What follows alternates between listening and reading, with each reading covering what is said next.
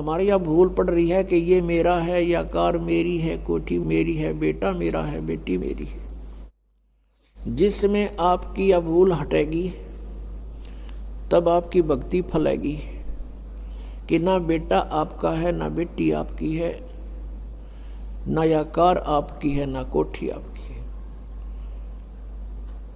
अब आपके बच्चे नहीं हैं, ये परमात्मा के बच्चे हैं। आप परमात्मा के नौकर हो और परमात्मा ने आपके पास ही अपने बच्चे भेज दिए, बेटा या बेटी।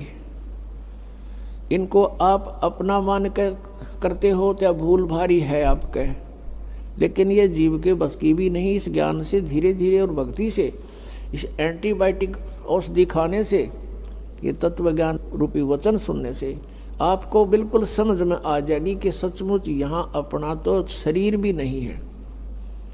तो हमने इन बच्चों को जो आपको भगवान ने दिए हैं, इनके दास नौकर बनकर आपने इनकी परवरिश करनी है।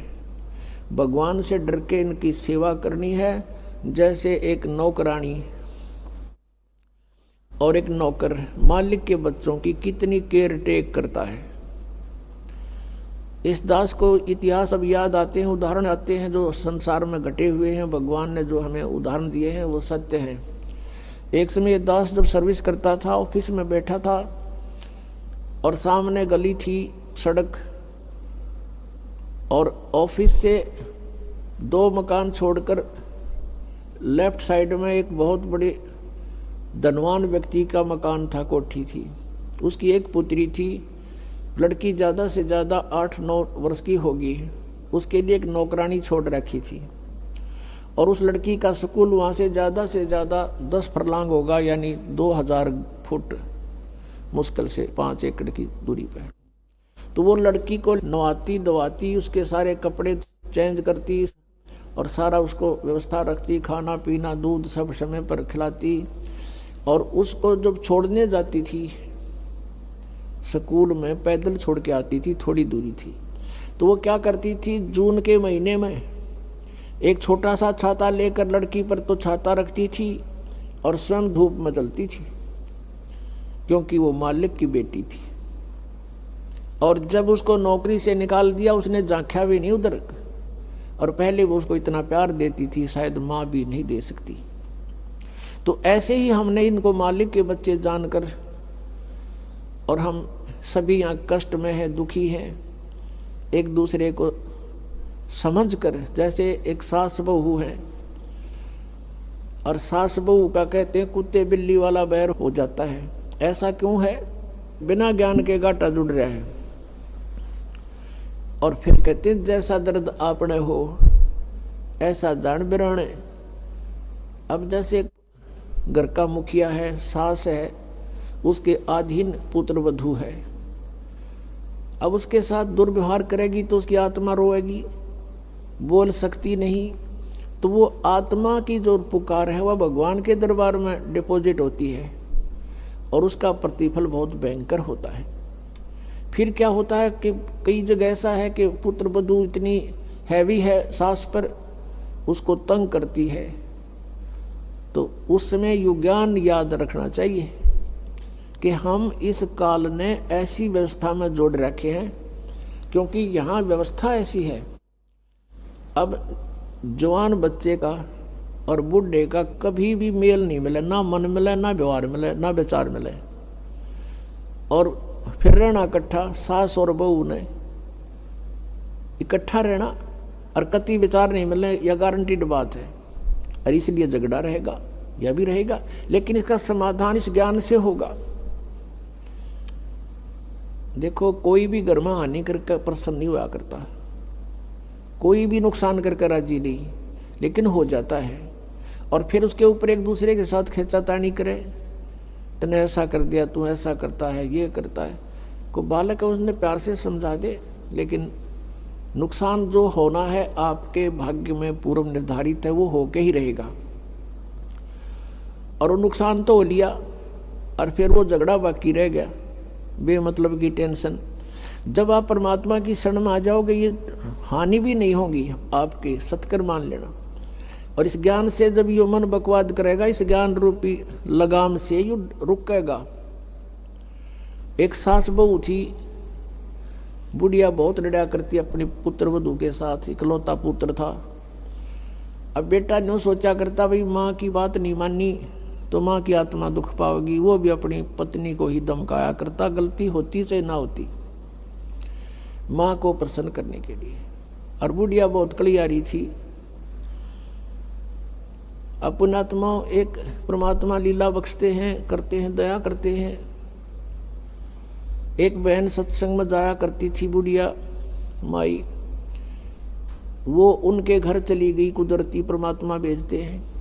और वह बुढ़िया लाग रही कति श्लोक सुनान अच्छी बुंडी कहना अपनी पुत्र वधू को, और वह बेचारी बोल रहा नहीं। अब बोलूँगी तो फिर सामने अपने बेटे दगड़वाएगी, तो वह बेचारी चुप रहने में अपनी खैर समझ रही थी। अब उस बहन जो सत्संग में जाती थी, परमात्मा परमेश्वर के विचार सुनती थी, उसने सोचा ये तो नरक हो रहा है इनका घर। उसने उस बुढ़िया को सहज सहज प्यार से कहा, बहन सत्संग में चलेगी? ना हम नहीं जाया कर सत्संग में, ये तो उड़गी जाया कर ठाली, जिन्हें कोई काम कोई ना। हर बुढ़िया ने काम बहुत लड़ने का, और काम नहीं उसने, वो छूटे ना उसने फिर दूसरे तीसरे दिन फिर कहा कि आए एक बार मेरे साथ चल, कोई भी ना रही मेरे साथ चलने वाली, और मैं अकेली रहेगी, सत्संग में जाना है, जल्दी आ जावांगे। वह उसकी मुंह लागती सी थी। उस दिन वह बुढ़िया उसके साथ चलेगी। अब साथ चलेगी तो वह सत्संग सुना, सत्संग सुने तो पुण्यात्मा असर होया कर, ऐसी बात नहीं। जब तक हम कुएं के मेंढक बने रहेंगे, हम उसी क्रियाओं से लिप्त रहते हैं, वैसे ही विचार हमारे बने रहते हैं, और ज़्यादा ही दुख और बुराइयां हमारे अंदर प्रवेश होती रहती हैं। बुढ़िया ने सुने विचार, उसकी तो एकदम जो है ना, एकदम परिवर्तन आ गया उसके अंदर। सचमुच हमने आपस में नहीं किसी को दुखी करना चाहिए। कथा सुनाई गई कि एक व्यक्ति था,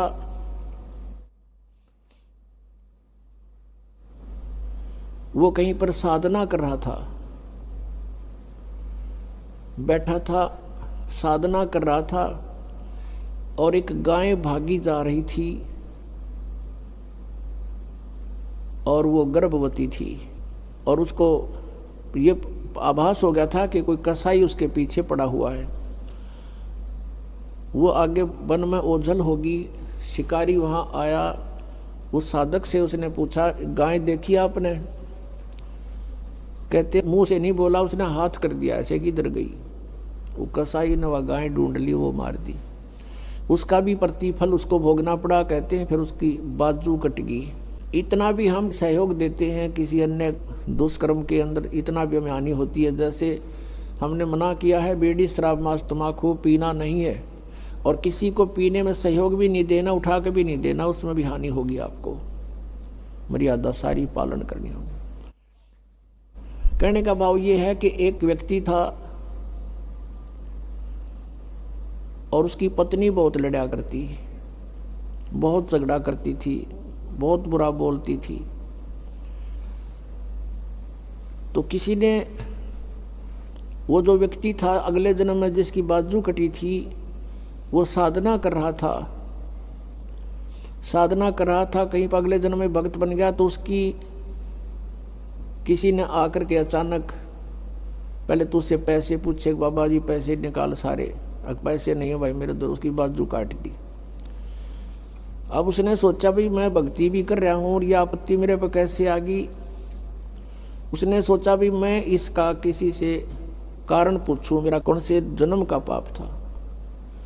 किसी ने बता दिया भाई इस गाँव के अंदर एक भक्त है और वो पीछे बीती हुई बता देता है, पिछली बता देता है, भविष्य की नहीं जानता।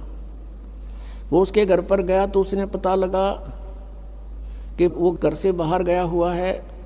फिर भी उसने सोचा घर पे पता करता हूँ। जब वो घर पे गया तो उसकी पत्नी से पूछा कि ऐसे ऐसे वो कहाँ है भक्त। हुआ उसकी पत्नी लगी गाली देने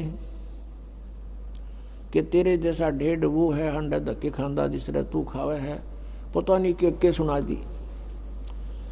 अब जिसका हाथ कटा हुआ था उसने सोची भाई मैं तो गलत आ गया, मेरे साथ मजाक कर दिया दिखे ना, भगता के घर में कैसी बात होया करे, इसी ने कमी होया करे। वो वापस चल पड़ा। रास्ते में किसी ने बता दिया कि तू जिसका घर पूछा था ये आ रहा वो व्यक्ति। उसने उसको सोचा ले चल आया है बाहर बात कर लेता हूँ। राम रमी हुई, नमस्कार हुआ, कुशल मंगल पूछा। उस जिसका हाथ कटा हुआ था उसने पूछा कि भाई एक बात बता, क्या तू पीछे की जानता सारी? कहाँ जी दया है भगवान की। भाई पहला मेरी तो पाछा बताइए, पहला तू अपनी बताया, तेरे घर में इसी बूंदी कड़ी आ रही क्यों करा रही है? ऐसी बेहुदा बोली वाह न बोला या भी बताऊं, पहला या ही सुन ले तू। पिछले जन्म में मैं था काग, या थी गधी, और जब कुमारिश ने छोड़ देता इसकी कमर टूटी हुई होती थी, मैं इसकी वो खाता था, टूटी हुई कमर से उन जख्मों से मांस खाता था। तो आज भाई ये अपना बदला ले रही है मेरे से, और ये इतने जख्म करेगी मेरा जितने मन न कर रखे हैं। तब उसने पूछा भी फिर मेरा हाथ क्यों कर कटा? मैं तो भगत आदमी, और ये कैसे जुल्म हुआ मेरे साथ? उसने बताया कि पिछले जन्म में भी तू भगत था और तूने एक गाय के कटने में सहयोग दे दिया, तूने न्यू हाथ कर दिया कि इधर गई, बोला नहीं तू ऐसे गई, इससे तेरा हाथ कटा। अब कहते हैं तुमने दरगाह का मैल नहीं देखा, धर्मराज के तिल तिल का लेखा। अब इस तरह कहते तुम एक दूसरे को सताओगे तो तुम्हें आगे फिर दंड भोगना पड़ेगा। वह बुढ़िया के बात समझ में आएगी, मैंने तो जुल्म कर दिया। उसके बाद अपनी पुत्र वधू को वो बिल्कुल शांत रहे, बोले ही नहीं फालतू। सत्संग में ये भी सुनाया गया कि जो कुछ हानि होनी है वह तो हो चुकी, और पाछा वो खाम खा महाभारत बनाने की कोई आवश्यकता ही नहीं। वो तो दूना दुख पैदा करने वाला वो वस्तु आवे नहीं वापस। एक दिन क्या हुआ, वह पुत्र वधू गाय भैंस का दूध निकाल के और ऊपर कड़ियों में कड़ा डाला कर दे, हुक लंबा सरिये का हुक ला देते, और उसमें बाल्टी टांग देते थे कड़े में, हुक में, कुत्ते बिल्ली से बचाने के लिए। अब उस पुत्रवधू ने वो ऊपर, क्योंकि ऊंचा होता था, गर्दन नीचे रखनी पड़ती थी, यूं कर टांगन लगी, वो कि तो उल्टी साइड में लग गया। उसने सोचा टंग गया, हाथ छोड़ दिए, वो बाल्टी नीचे गिर गई, सारा दूध फर्श पे फैल गया। अब पुत्रवधू ने देखा बुढ़िया की तरफ, अगी वो होगी ओन अनो बिरना कई दिन का सांग हो गया यो। अब उसकी तरफ देख रही है बेचारी भयभीत दृष्टि से। बुढ़िया कहती बेटी कोई बात नहीं, हमारे भाग में नहीं था यो, और इसको उठा ले ऊपर ऊपर से और भैंस को ही डाल दे बेटा उसके चारे में। ये अपने भाग में नहीं था आज इसलिए गिर गया, कोई बात नहीं। अब उस पुत्रवधू ने सोचा आज बुढ़िया कौन सा स्टेशन पकड़ेगी, या तो कदे 16 बात बोलिया नहीं करती। काफी देर उसका जची नहीं, बुढ़िया फिर शुरू हो गया ऊपर ले मन तक कहती हो कदे। वह बुढ़िया खड़ी हुई, साथ ला के बेटा ठा इसने और भैंस के चारे में डाल दे, कोई दिक्कत को नहीं। अब उसने सोची अपने बेटे ने बतावेगी, मेरे तो ना कहती होगी, तो वो भी आ लिया, पुत्र भी उसका कोई जिक्र नहीं करा बुढ़िया ने। तब उस माई ने, उस बहन ने सोचा भाई इतना परिवर्तन आया क्यों कर इसमें, उसके चरण दबावे, सेवा करे। फिर पता चला कि बेटी मैं सत्संग सुन के आई हूँ, और बेटा मैंने आज तक जो गलतियाँ की तेरी आत्मा दुखाई, बेटा मैं माफ़ी मांगू तेरे थे। अब पुत्र वधू रोन लाग गई, बोली माँ कोई बात नहीं, अब तो माँ तुल्य हो और मेरे हित में ही कुछ कहती थी। उस दिन से पुत्र वधू ने भी नाम ले लिया, फिर धीरे धीरे उसके बच्चे ने भी नाम ले लिया, और घर में नरक के स्थान पर स्वर्ग हो गया। अब इस परमात्मा की वाणी से, ज्ञान से स्वर्ग तो यही हो जाएगा, और सतलोक हमने जाना है, फिर भक्ति करके वहाँ सतलोक चले जाएंगे, महासुख वहाँ हो जाएगा। तो इस प्रकार वो परमात्मा आकर हमें ज्ञान देता है, उसके ज्ञान से हमें पता चलता है। इसलिए कहा कि सत्संग की आधी घड़ी और तप के वर्ष 1000, तो भी बराबर है नहीं, कहे कबीर विचार। अब यहाँ बताते हैं परमात्मा कि ये स्थान तुम्हारा नहीं है और तुम यहाँ ठेकेदार बन गए, मालिक बन गए। मालिक तो एक ही है, हम सब उसके बच्चे हैं और उसने आपको जो संतान दी है वो उसके बच्चे हैं, आप मानो चाहे ना मानो। और आपने ये नहीं कि अपना कर्तव्य से दूर होना है, परमात्मा के बच्चे जान के उसके डर से उनकी सेवा करनी है। जिसका जितना भी जो आपका कर्तव्य कर्म है वो करना है, उनको पढ़ाना है तो पढ़ाना है, कपड़े वस्त्र की आवश्यकता वो भी व्यवस्था करनी है, विवाह शादी भी करनी है, तो परमात्मा के बच्चे जान के करनी है। और जब यहाँ से चलोगे, जैसे वो नौकरानी निकाल दी गई थी, उसके सपने में भी ना आया, वह मेरी बेटी थी। तो पुण्यात्माओं, ये स्थिति आपकी जब आवेगी ऐसी बात नहीं, क्योंकि ज्ञान से ही अज्ञान हटता है। हम अज्ञानवश आप एक कुर्ता पर आकर मन अपना मान लिया, किसी का बच्चा जा रहा हो है कहीं पर, और उसको तुम अपनी तरफ से कुर्ता पजामा पर आकर अपने घर बैठा लो, मेरा है ना जो मेरा है, या कोई बात हुई? तो हमने इस जीव को एक कुर्ता परा दिया, बेटा और बेटी का, और अपना मान लिया अगना मेरे हैं, या कोई समझदारी की हमने। तो इस प्रकार हमारा इस ज्ञान से मन हटेगा, सच्चाई की तरफ पहुंचेगा। अभी तक तो हम देखा ज्ञानवश ही अपना मान लेते थे, शरीर अपनाए नहीं है तो हम दूसरे को अपना कैसे मान बैठे। तो क्या बताते हैं परमात्मा, आगे गए ना बावड़े ये रहते भी सब जान, बिन साहेब की बंदगी कहीं ठोड़े ठिकाना ना। जो यहाँ से मृत्यु को प्राप्त होकर चले गए उन्हें ताक बताया नहीं, हम कहाँ गए, के बनी हमारे साथ। और जो शेष बचे हैं वो भी जाएंगे, बिन साहेब की बंदगी की तरह ठोर ठिकाना ना। आज तुमने अपनी आकार कोठी मान रखी है मेरी है, कल मृत्यु होगी, पुण्य कर रखे आप जाओगे स्वर्ग में, स्वर्ग का समय आपका निर्धारित होगा, वो पूरा होते ही वहाँ से कहेंगे चलो चलो नरक में, नरक का समय पूरा होता कहेंगे चलो चलो गधे की योनि में, गधे का समय पूरा होता मृत्यु होगी, मृत्यु होती चलो फिर कुत्ते की योनि में, कुत्ते की योनि भोगी फिर चलो मनुष्य की योनि में, मनुष्य की योनि में ये आप देख रहे हो क्या करते हो, ये करते खत्म होते फिर चलो नरक में। तो ये चलो चलो सतलोक में मिटेगी। और उसके मिटाने का प्रोसीजर अब हमें पता लग गया, अब इस चलो चलो के नाश करने का, समाप्त करने का हमें पता लग गया, वह विधि का पता लग गया। परमात्मा ने क्या बताया है, जग सारा रोगिया रे जिन सतगुरु वैद न जाण्या, जग सारा रोगिया रे, जग सारा रोगिया रे जिन सतगुरु वैद न जाण्या, जग